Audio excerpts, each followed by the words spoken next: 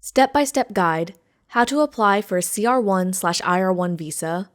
While there are some differences between the CR1 and IR1 visa, the process of obtaining one is relatively the same. Here's a step-by-step summary of the CR1/IR1 visa application process. Step 1. Make sure you're eligible to receive a green card.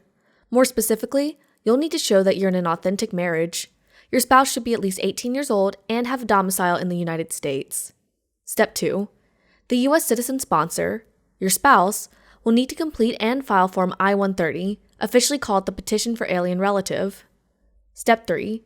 You'll then need to wait anywhere from a couple months to over a year for U.S. Citizenship and Immigration Services, USCIS, to process the form. Step 4. If approved, you can check the visa bulletin to see whether a green card is available. You can skip this step if you're married to a U.S. citizen, but otherwise, you may need to wait in line. This can take a long time depending on where you live. Step 5.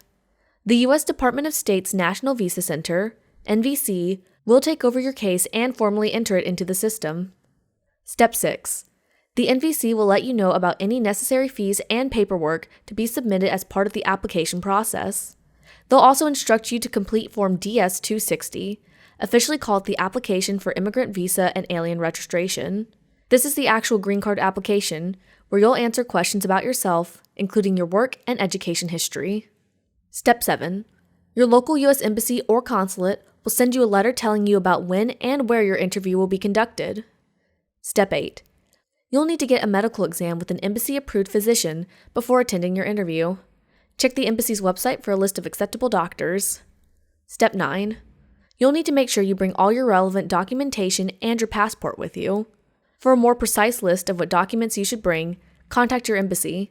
At the interview, you'll be expected to answer questions under oath about your application. Step 10. You can expect to hear back either immediately or within a week of your interview.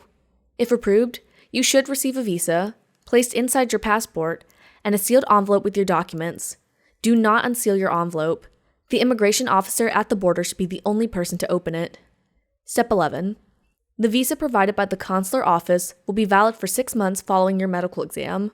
Once the U.S. border official admits you into the United States, your visa will be valid for 1 year. You can expect to receive your final green card during that 12-month period. Depending on which visa you applied for, your green card will be valid for 2 or 10 years before it must be renewed to a permanent 10-year green card. Please note that the CR1 and the IR1 visas are obtained via consular processing. If you currently reside in the United States, you'll need to go through the adjustment of status process, which has its own set of requirements. If you found this video helpful, please be sure to give it a thumbs up and subscribe to Boundless on YouTube. Thanks for watching.